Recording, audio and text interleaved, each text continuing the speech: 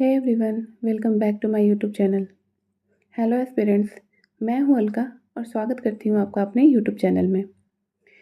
Friends, इस बार मैं बहुत दिन के बाद वीडियो लेके आ रही हूं क्योंकि आपको पता है कि मेरी तबीयत थोड़ी ख़राब थी, काफ़ी दिन तक ख़राब रही। अभी मुझे थोड़ा बेटर फील हो रहा है, दवा ले रहे हैं हम, तो मुझे लगा कि अब वीडियो फिर से बनाना चाहिए।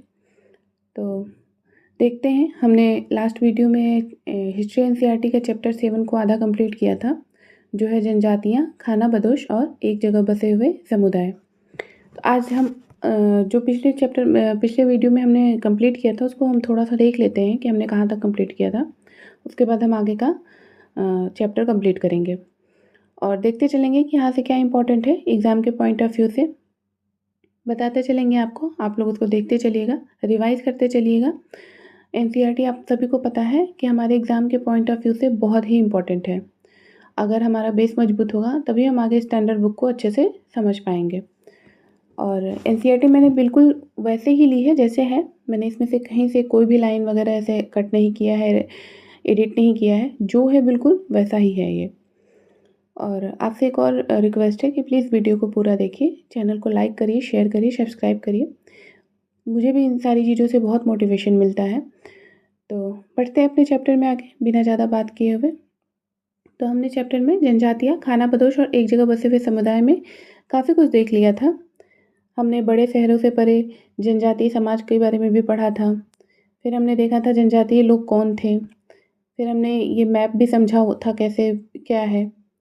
इसके बाद हमने ये सारी चीज़ें भी समझी थी, पढ़ी थी। फिर खाना बदोश और घुमंतू लोग कैसे रहते हैं, ये भी देखा था कि ये लोग कैसे रहते थे, कहाँ कहाँ घूमते थे, बंजारे क्या थे, उनका काम क्या था, कैसे रहते थे। फिर हमने बदलता समाज, नई जातियाँ और श्रेणियाँ भी देखी थी और जाति पर विचार विमर्श तक हमने कंप्लीट किया था।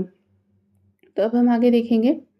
देखिए, पिछली वीडियो में मैंने जो कंप्लीट करा दिया है उसको मैं फिर से नहीं कराऊंगी, वीडियो बहुत लेंदी हो जा रहा है। तो कोशिश करूँगी कि थोड़ा सा शॉर्ट में करके चलूँ इसको, ताकि ज़्यादा वीडियो लंबी ना हो और आपको भी बहुत ज़्यादा समय ना देना पड़े इसके लिए। तो हम देखते हैं यहाँ से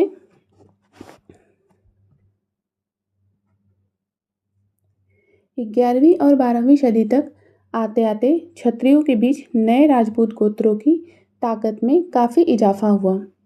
वे हूण, चंदेल, चालुक्य और कुछ दूसरी वंश परंपराओं से आते थे। तो यहाँ पे बताया जा रहा है कि 11वीं से 12वीं सदी तक आते आते जो क्षत्रिय राजपूत हुआ करते थे, क्षत्रियों के बीच में जो राजपूत गोत्र की ताकत में काफ़ी इजाफा हुआ, मतलब उनकी पावर जो होती थी वो काफ़ी बढ़ी। और वो कहाँ से आते थे, जैसे वे हूण हुए, चंदेल हुए, चालुक्य हुए, इन दूसरी परंपराओं से आते थे, मतलब दूसरे वंश से वो आते थे। इनमें से कुछ पहले जनजातियों में आते थे और बाद में कई कुल राजपूत मान लिए गए। जैसे पुरोहितों ने बहुत से लोगों को जातीय का दर्जा दिया था, जो जनजाति हुआ करते थे, जो खाना बदोश हुआ करते थे, तो ऐसे ही इनको भी मान लिया गया। धीरे धीरे उन्होंने पुराने शासकों की जगह ले ली, विशेषतः कृषि वाले क्षेत्रों में। यहाँ कई तरह के परिवर्तन हो रहे थे और शासकों ने शक्तिशाली राज्यों के निर्माण में अपनी संपदा का इस्तेमाल किया। तो आपको पता चल रहा है, समझ में आ रहा है आपका, कि जो पुराने शासक हुआ करते थे उनकी जगह इन्होंने ले ली धीरे धीरे। और स्पेशली वहाँ पे देखिए जहाँ पे कृषि वाला क्षेत्र था, क्योंकि उस समय कृषि कितनी इम्पोर्टेंट थी आपको पता है। तो कृषि वाले क्षेत्रों में भी इन्होंने काफ़ी अपना स्थापत्य बनाया, अपनी जगह बनाई और यहाँ पे उन्होंने बहुत तरह के परिवर्तन भी किए। शासकों के रूप में राजपूत गोत्रों के उदय के उदाहरण का जनजातीय लोगों ने अनुसरण किया। धीरे धीरे ब्राह्मणों के समर्थन से कई जनजातियाँ जाति व्यवस्था का हिस्सा बन गई। आपको पता है पहले भी जो खाना बदोश हुआ करते थे, जो घूमा करते थे यहाँ वहाँ, उनको भी ब्राह्मणों ने जाति का दर्जा दिया था। तो इसी तरह बहुत सारे जनजातियों को भी उन्होंने जाति व्यवस्था का हिस्सा बना लिया। लेकिन केवल कुछ प्रमुख जनजातीय परिवार ही शासक वर्ग में शामिल हो पाए। उनकी बहुसंख्यक आबादी समाज की छोटी जातियों में ही जगह बना पाई। दूसरी तरफ पंजाब, सिंध और उत्तर पश्चिम सरहद की प्रभुत्वशाली जनजातियों ने काफ़ी पहले इस्लाम को अपना लिया था। तो यहाँ पे बताया जा रहा है कि बहुत से लोगों ने पहले ही इस्लाम को अपना लिया था और सारी जनजातियों ने ही शासक वर्ग का दर्जा नहीं प्राप्त किया, बहुत कम ही जनजातियों ने शासक वर्ग का दर्जा प्राप्त किया। वे जाति व्यवस्था को नकारते रहे। सनातनी हिंदू धर्म के द्वारा प्रस्तावित गैर बराबरी वाली सामाजिक व्यवस्था इन इलाकों में बड़े पैमाने पर स्वीकार नहीं की गई। राज्यों की उत्पत्ति जनजातीय लोगों के बीच हुए सामाजिक बदलाव से गहराई से संबंधित है।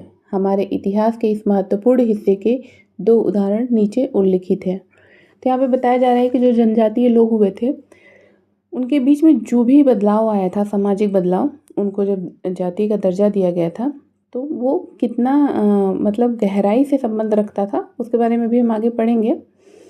लेकिन यहाँ पे ये भी बताया जा रहा है कि जो जाति व्यवस्था को जो लोग नहीं मानते थे, वे सनातनी हिंदू धर्म के द्वारा प्रस्तावित गैर बराबरी वाली सामाजिक व्यवस्था को स्वीकार नहीं किए। फिर हम देख लेते हैं नज़दीक से एक नज़र। हम गोंड के बारे में पढ़ रहे हैं। ये भी एक जनजाति है, गोंड जनजाति। गोंड लोग गोंडवाना नामक विशाल वन प्रदेश में रहते थे। तो देखिए, गोंड और गोंडवाना तो कनेक्ट हो जा रहा है। वे स्थानांतरीय कृषि अर्थात जगह बदल बदल कर खेती करते थे। विशाल गोंड जनजाति कई छोटे छोटे कुलों में भी बटी हुई थी। प्रत्येक कुल का अपना राजा या राय होता था। जिस समय दिल्ली के सुल्तानों की ताकत घट रही थी, उसी समय कुछ बड़े गोंड राज्य छोटे गोंड सरदारों पर हावी होने लगे थे।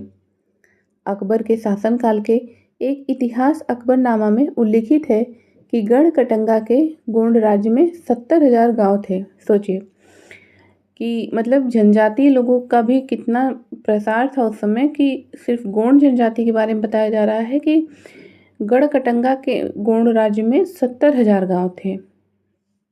बहुत बड़ी बात है। और ये कहाँ पे उल्लिखित है? अकबरनामा में। इतिहास जो लिखा गया था अकबरनामा, उसमें उल्लिखित है। थोड़ा ध्यान रखिएगा इस सारी चीज़ों का। फिर यहाँ पे देखिए, एक महिला का चित्र दिया गया है, गोंड महिला है। स्थानांतरीय कृषि, आपने पढ़ा होगा ज्योग्राफी में, स्थानांतरीय कृषि क्या है? जो मतलब जगह बदल बदल के लोग करते हैं, पौधों को जला जला के।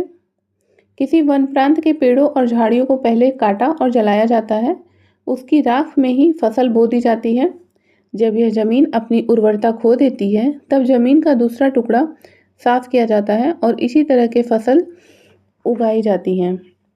तो ये इस तरह से स्थानांतरीय कृषि होती थी पहले। लोग यहाँ वहाँ घूमते रहते थे। पहले जहाँ पे जंगल हुआ करता था, जब उस जंगल को काट के जला देते थे, फिर वहाँ खेती करते थे और वहाँ पे तब तक वो रहते थे जब तक वो ज़मीन उपजाऊ होती थी। फिर जब वो उस ज़मीन की उर्वरता ख़त्म हो जाती थी, फिर वो उसको छोड़कर दूसरी जगह चले जाते थे। फिर सेम प्रक्रिया वो दूसरी जगह करते थे। तो ऐसे ही वो स्थानांतरीय कृषि करते थे। इन राज्यों की प्रशासनिक व्यवस्था केंद्रीकृत हो रही थी। राज्य गढ़ों में विभाजित थे। हर गढ़ किसी खास गोंड कुल के नियंत्रण में था।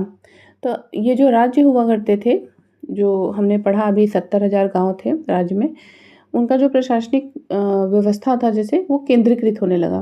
केंद्रीकृत होने में लगा मतलब कि वो एक ही जगह सिमटने लगा। और जो गढ़ थे वो भी विभाजित होने लगे और हर गढ़ का अपना एक खास कुल होता था। हर एक गढ़ का जो अपना गोंड हुआ करते थे, उन एक खास गोंड कुल के नियंत्रण में वो आ गया था। यह पुनः 84 गांवों की इकाइयों में विभाजित होते थे, जिन्हें चौरासी कहा जाता था।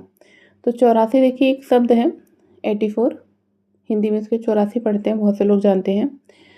तो 84 का अगर एग्जाम में पूछ लिया कि 84 क्या है, या प्राचीन भारत में, मध्य भारत में 84 शब्द का इस्तेमाल किस लिए किया गया था, तो जो गांव को इकाइयों में विभाजित किया जाता था उसे ही 84 कहा जाता था। और 84 गांव की इकाइयों में विभाजित होते थे वो, ये आपको ध्यान रखना है। फिर 84 का उपविभाजन बरहोतों में होता था। अब 84 का उपविभाजन भी कितना होता था?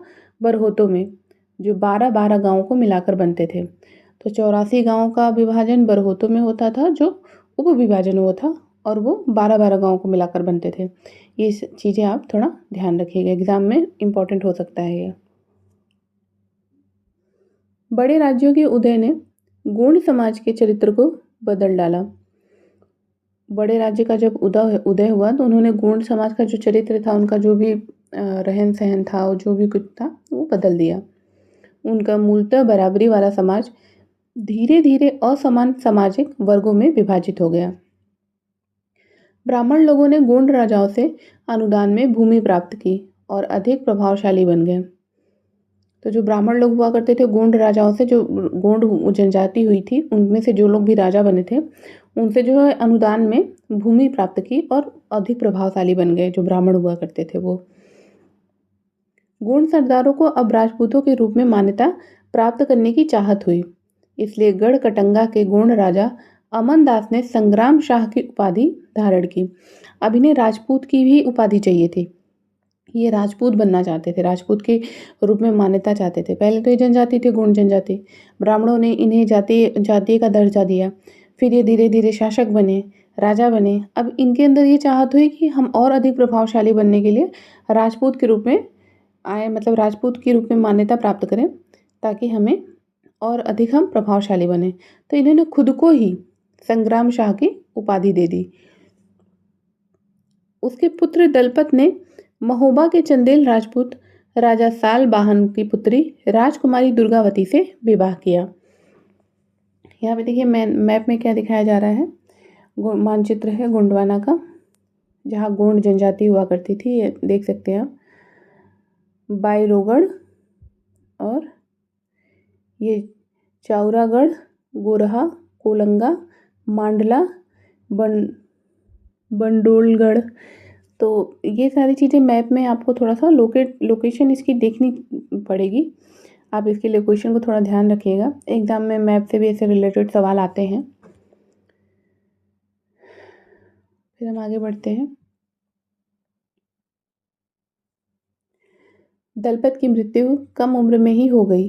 रानी दुर्गावती बहुत योग्य थी और उसने अपने 5 साल के पुत्र वीर नारायण के नाम पर शासन की कमान संभाली। तो जो दलपत थे, जिन्होंने दुर्गावती से विवाह किया था, तो दलपत की मृत्यु कम उम्र में हो गई और उनकी जो पत्नी थी रानी दुर्गावती, वो काफ़ी काबिल थी, काफ़ी मतलब योग्य थी।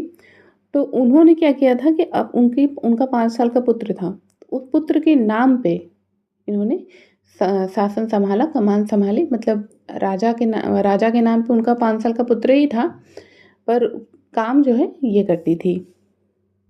उसके समय में राज्य का भी और अधिक विस्तार हुआ। 1565 में आसिफ खान के नेतृत्व में मुगल सेनाओं ने गढ़कटंगा पर हमला किया। रानी दुर्गावती ने इसका जमकर सामना किया। उसकी हार हुई और उसने समर्पण करने की बजाय मर जाना बेहतर समझा। उसका पुत्र भी तुरंत बाद लड़ता हुआ मारा गया। तो इस तरह से इन लोगों का अंत हुआ। यहाँ पे देखिए इमेज दिया गया है, चित्र दी गई है, एक नक्काशीदार दरवाजा, गोंड जनजाति, बस्तर क्षेत्र, मध्य प्रदेश में। तो ये आप देख सकते हैं, ये जो इमेज है। आगे बढ़ते हैं। गढ़कटंगा एक समृद्ध राज्य था। इसने हाथियों को पकड़ने और दूसरे राज्यों में उनका निर्यात करने के व्यापार में खासा धन कमाया। जब मुगलों ने गोंडों को हराया तो उन्होंने लूट के में बेशकीमती सिक्के और हाथी बहुतायत में हथिया लिए। तो जब रानी दुर्गावती से युद्ध हुआ मुगलों का, उन्होंने जब कटंगा पे हमला किया मुगलों ने, तो उस समय युद्ध में रानी दुर्गावती ने भी मरना पसंद किया और उनके बेटे भी बाद में लड़ते लड़ते मारे गए। तो वहाँ वो बहुत समृद्ध राज्य था। अब समृद्ध राज्य है तो वहाँ पे जाहिर सी बात है कि धन संपत्ति, हाथी घोड़े सब बहुत होंगे। तो वहाँ पे जो भी चीज़ें मिली इन लोगों को, उसको उन्होंने काफ़ी कुछ बेच भी दिया और काफ़ी कुछ अपने पास रख भी लिया। उन्होंने राज्य का एक भाग अपने कब्जे में ले लिया और शेष वीर नारायण के चाचा चंदर शाह को दे दिया। तो कुछ भाग उन्होंने अपने पास रख लिया और कुछ भाग वीर नारायण के जो चाचा थे उनको दे दिया, चंदर शाह को। देखिए होता क्या था पहले कि कहते हैं कि जहाँ एकता नहीं होती है वहाँ पे ऐसे ही युद्ध होते रहते हैं। हम अगर छोटे लेवल में घर में भी देखें, एकता नहीं होता है तो परिवार पिछड़ जाता है। तो ऐसे आप बड़े लेवल पे देख सकते हैं, राष्ट्र को लेके, राज्य को लेके। तो पहले क्या हुआ करता था कि राजगद्दी के लालच में, राजा बनने के लालच में ये सारी चीज़ें बहुत आम बात हुआ करती थी कि घर में ही लोग एक दूसरे से विद्रोह करते थे, एक दूसरे के खिलाफ साजिशें करते थे। तो इस वजह से जो बाहरी शक्ति आती थी हमारे यहाँ, जैसे मुग़ल आए, ब्रिटिशर्स आए, इन्होंने हमारे यहाँ राज इसीलिए किया, ये इसीलिए यहाँ टिक पाए क्योंकि हमारे यहाँ अंदरूनी विवाद बहुत ज़्यादा था। अगर यहाँ अंदरूनी विवाद नहीं होता तो किसी की हिम्मत नहीं होती कि हमारे भारत में आकर वो यहाँ पे टिक पाते या रुक पाते, कभी नहीं हो पाती। पर कहा जाता है ना कि एक बहुत छोटी-सी कहानी है, हम बहुत छोटे रहते हैं तो पढ़ते हैं कि एक किसान रहते हैं, उनके 5 पुत्र रहते हैं, जिनमें कभी नहीं पड़ती है। तो एक बार किसान बीमार होता है तो अपने पाँचों पुत्रों को बुलाकर 5 लकड़ी देता है। एक-एक लकड़ी देता है तोड़ने के लिए, पाँचों तोड़ देते हैं। फिर पाँचों को 5 लकड़ियाँ एक साथ तोड़ने के लिए दिया जाता है। पाँचों में से कोई नहीं तोड़ पाता। तो वही बताया जाता है कि एकता में कितनी शक्ति होती है।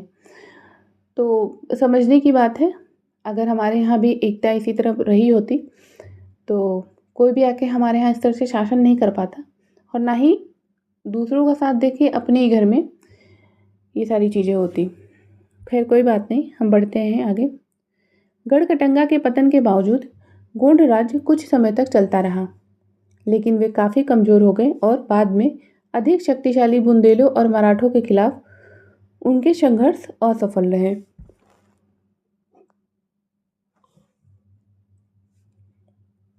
तो ज़ाहिर-सी बात है रानी दुर्गावती कितनी योग्य थी। पर उसके बाद जब कटंगा का शासन आया वीर नारायण के चाचा चंदर शाह के हाथ में, तो काफ़ी कमज़ोर हो गया और बाद में जो शक्तिशाली वहाँ के राजा हुआ करते थे जैसे बुंदेल, मराठा, उन लोगों से वो हार गए। फिर अहोम के बारे में देख लेते हैं। अहोम भी एक जनजाति है। अहोम लोग मौजूदा म्यांमार से आकर 13वीं सदी में ब्रह्मपुत्र घाटी में आ बसे। तो ये कहाँ से आए थे? म्यांमार से आए थे।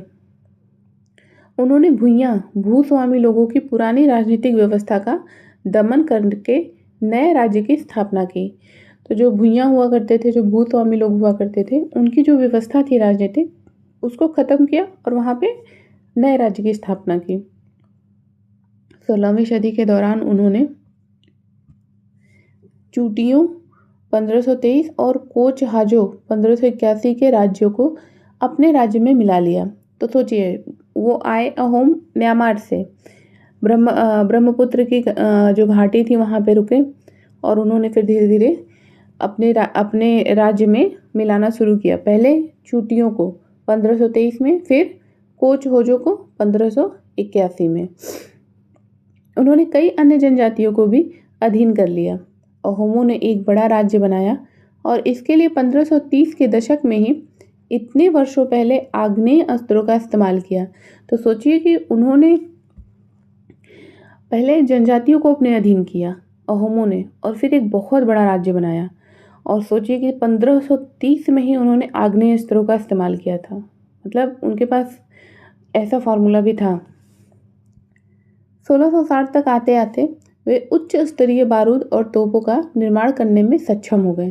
तो ये देखिए एक बहुत नई बात पता चली कि 1660 तक आते-आते उच्च स्तरीय बारूद और तोपों का निर्माण करने में सक्षम हो गए।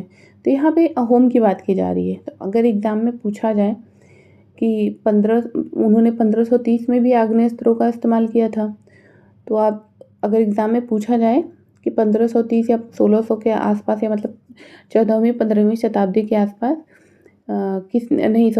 15वीं और 16वीं शताब्दी 16वीं 17वीं शताब्दी के आसपास किसने गोला बारूद या आग्नेयास्त्रों का इस्तेमाल किया, तो आप अहोम का नाम ले सकते हैं अगर उसमें अहोम ऑप्शन में रहा तो।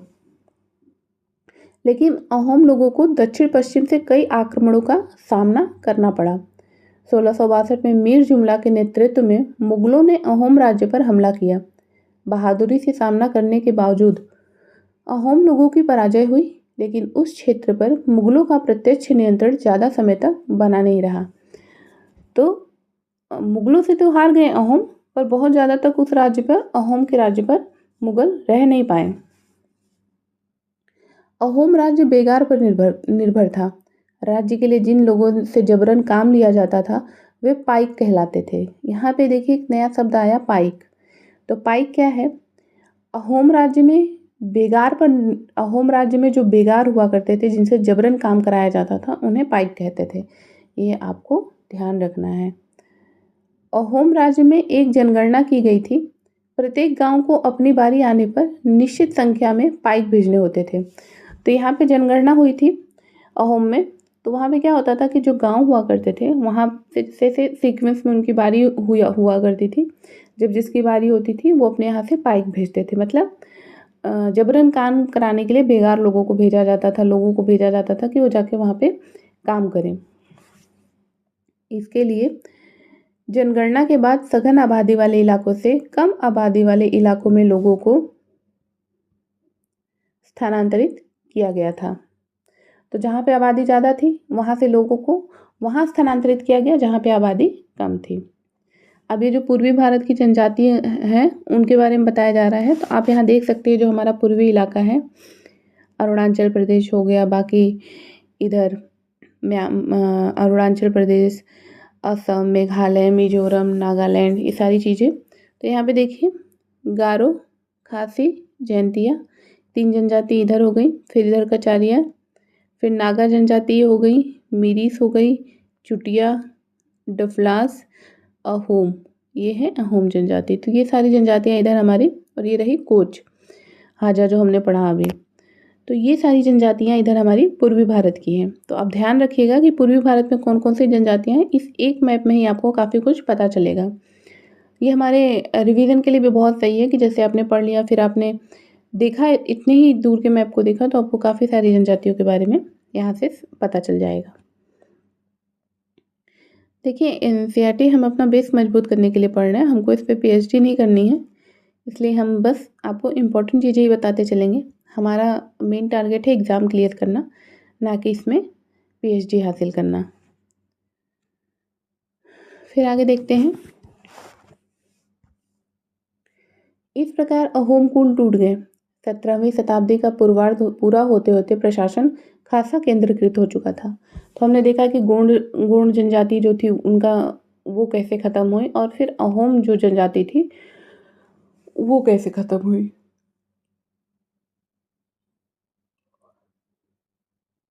लगभग सभी वयस्क पुरुष युद्ध के दौरान सेना में अपनी सेवाएं प्रदान करते थे। दूसरे समय वे बांध, सिंचाई व्यवस्था इत्यादि के निर्माण या अन्य सार्वजनिक कार्यों में जुटे रहते थे। तो जो सभी वयस्क लोग हुआ करते थे, यंग लोग हुआ करते थे, पुरुष, वो युद्ध जब होता था तब उस समय अपनी सेवा देते थे सेना की तरह। पर जब युद्ध नहीं रहता था, जब सामान्य स्थिति रहती थी, तब वो अन्य कार्य में लग जाते थे, जैसे बांध बनाना हुआ, सिंचाई व्यवस्था करना हुआ। तो इन सारे काम में वो लग जाते थे, पर युद्ध के समय वो सेना की तरह सेवा देते थे। अहोम लोग चावल की खेती के लिए नए तरीके भी अमल में लाए। तो अहोम लोग चावल की खेती के लिए नए तरीके भी अमल में लाए।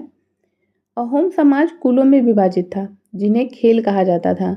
तो अहोम समाज का कुल क्या था, जो कुल में विभाजित था उन्हें खेल कहते थे। हमने गोंड जनजाति में अलग देखा था।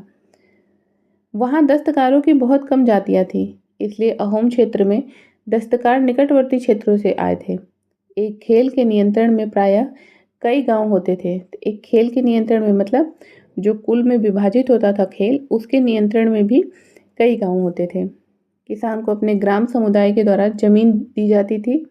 समुदाय की सहमति के बगैर राजा तक इसे वापस नहीं ले सकता था। तो सोचिए कि जो समुदाय हुआ करता था, उस समुदाय के द्वारा जमीन किसान को दी जाती थी, और राजा भी उसको वापस नहीं ले सकते थे। यहाँ पे देखिए एक इमेज दी गई है, कान के आभूषण, कबोई नागा जनजाति, मणिपुर। ये देख सकते हैं आप, कान का आभूषण है। ये बताया जा रहा है कि कबोई नागा जनजाति का है, जो मणिपुर के हैं। शुरुआत में अहोम लोग अपने जनजातीय देवताओं की उपासना करते थे, लेकिन 17वीं सदी के पूर्वार्ध में ब्राह्मणों के प्रभाव में बढ़ोतरी हुई। तो शुरू में जो अहोम लोग होते थे अपने जनजातीय देवता की पूजा पाठ करते थे, पर धीरे धीरे जैसे जैसे वो आगे बढ़े 17वीं शताब्दी में, मतलब 1600 से 1699 तक, तो ब्राह्मणों का प्रभाव कुछ ज़्यादा ही हो गया तब तक।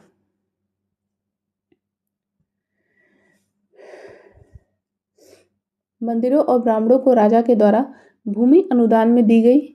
शिव सिंह 1714 से 44 के काल में हिंदू धर्म वहाँ का प्रधान धर्म बन गया था। लेकिन अहोम राजाओं ने हिंदू धर्म को अपनाने के बाद अपनी पारंपरिक आस्थाओं को पूरी तरह से नहीं छोड़ा। तो बाद में धीरे धीरे आगे चल के हिंदू धर्म का प्रभाव ज़्यादा हो गया और वही वहाँ का प्रधान धर्म भी बन गया। लेकिन जो अहोम राजा थे वो हिंदू धर्म को अपना तो लिए, पर अपनी पारंपरिक जो उनकी पारंपरिक आस्था थी उसको उन्होंने छोड़ा नहीं पूरी तरह से। अहोम समाज एक अत्यंत परिष्कृत समाज था। कवियों और विद्वानों को अनुदान में जमीन दी जाती थी। नाट्यकर्म को प्रोत्साहन दिया जाता था। संस्कृत की महत्वपूर्ण कृतियों का स्थानीय भाषा में अनुवाद किया जाता था। बुरुंजी नामक ऐतिहासिक कृतियों को पहले अहोम भाषा में और फिर असमिया में लिखा गया। देखिए, बुरुंजी एक ऐतिहासिक कृति है जिसको पहले अहोम भाषा में लिखा गया था और फिर असमिया में। तो आप ध्यान दीजिएगा, बुरुंजी जो कृति है उसके बारे में। हो सकता है एग्जाम में कभी ऐसा नाम आ जाए और आप कंफ्यूज हो जाए, तो ध्यान रखिएगा इसका। तो यहाँ पे बताया जा रहा है कि अहोम समाज जो था वो बहुत मतलब परिष्कृत था, बहुत कह सकते हैं आपकी एक तरह से जानकार था। वहाँ पे कवि भी थे, विद्वान भी थे, उन लोगों को अनुदान में ज़मीन भी दी जाती थी। फिर वहाँ पे नाट्यकर्म को प्रोत्साहन दिया गया। संस्कृत की महत्वपूर्ण कृतियों को स्थानीय भाषा में अनुवाद भी किया गया। तो इस तरह से काफ़ी सारी एक्टिविटी में थे वो लगे हुए। फिर निष्कर्ष देख लेते हैं हम। जिस युग की हम चर्चा करते आए हैं उस युग के दौरान उपमहाद्वीप में काफ़ी सामाजिक परिवर्तन हुआ। वर्ण आधारित समाज और जनजातीय लोग एक दूसरे के साथ लगातार संपर्क में आते रहे।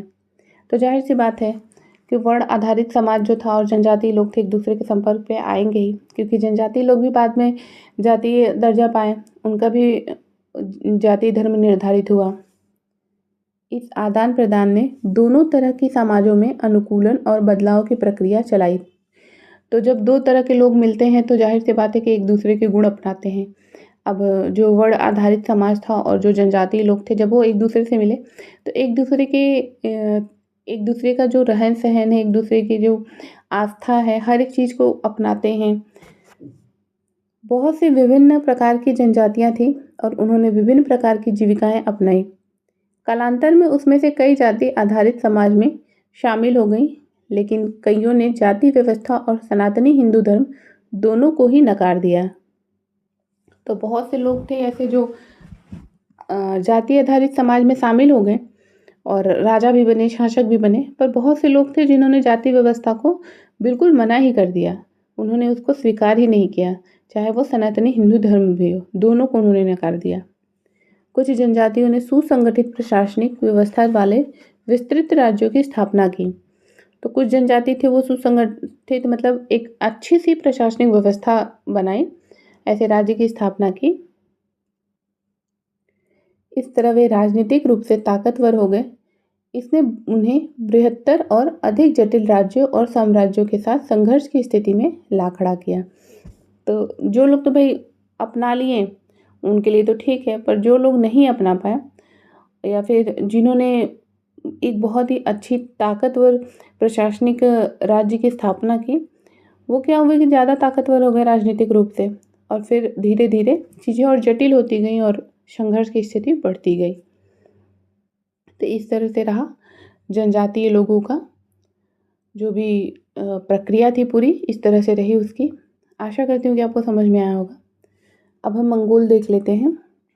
अपने एटलस में मंगोलियों को ढूंढिए। हमने जो एटलस में भी देखा था, इतिहास में सबसे प्रसिद्ध पशुचारी और शिकारी संग्राहक जनजाति मंगोलों की थी। तो मंगोलों की जो जनजाति थी वो सबसे प्रसिद्ध पशुचारी मतलब पशु को चराने वाले, शिकारी संग्राहक संग्रह करने वाले खाने पीने के सबसे जो प्रसिद्ध थे वो मंगोल थे। मंगोल भी एक जनजाति है। वे मध्य एशिया के घास के मैदानों स्टेपी, तो स्टेपी कहाँ है? मध्य एशिया में। मध्य एशिया के घास के मैदान को स्टेपी कहते हैं, ध्यान रखिएगा, जियोग्राफी में भी हम पढ़ेंगे इसे। और थोड़ा उत्तर की ओर के वन प्रांतों में बसे हुए थे। 1206 में चंगेज खान ने मंगोल और तुर्की जनजातियों में एकता पैदा करके उन्हें एक शक्तिशाली सैन्य बल में बदल डाला। अपनी मृत्यु के समय 1227 वह एक सुविस्तृत प्रदेश का शासक था। उसके उत्तराधिकारियों ने एक विशाल साम्राज्य खड़ा किया। अलग अलग समय में इसके अंतर्गत रूस, पूर्वी यूरोप और चीन तथा मध्य पूर्व का खासा बड़ा हिस्सा शामिल था। मंगोलों के पास सुसंगठित सैन्य एवं प्रशासनिक व्यवस्थाएं थी। ये विभिन्न जातीय और धार्मिक समूहों के समर्थन पर आधारित थी। तो इस तरह से हमारा ये चैप्टर समाप्त होता है यहाँ पे, और मिलते हैं फिर आपसे अगले चैप्टर में। तब तक पढ़ते रहिए, मोटिवेटेड रहिए, अपना ध्यान रखिए। इस समय बहुत हेल्थ इश्यूज हो रहे हैं सभी को, और मैं खुद झेल रही हूँ काफ़ी दिनों से इन सारी चीज़ों को। तो आपसे भी यही आशा रखती हूँ कि आप अपने एजुकेशन पे ध्यान दीजिए, अपना ध्यान रखिए ज़्यादा से ज़्यादा, क्योंकि हेल्थ अच्छा नहीं रहेगा तो पढ़ाई पे भी ब्रेक ही लग जाता है, और एक बार ब्रेक लगता है तो फिर पढ़ाई को रीस्टार्ट करना, स्टडी को, थोड़ा सा मुश्किल हो जाता है। तो अपना ध्यान रखिए, पढ़ते रहिए, मोटिवेटेड रहिए। चैनल को सब्सक्राइब करिए, लाइक करिए, शेयर करिए, और देखते रहिए, रिवीजन करते रहिए। फिर मिलते हैं आपसे अगले वीडियो में। Thanks for watching, keep supporting.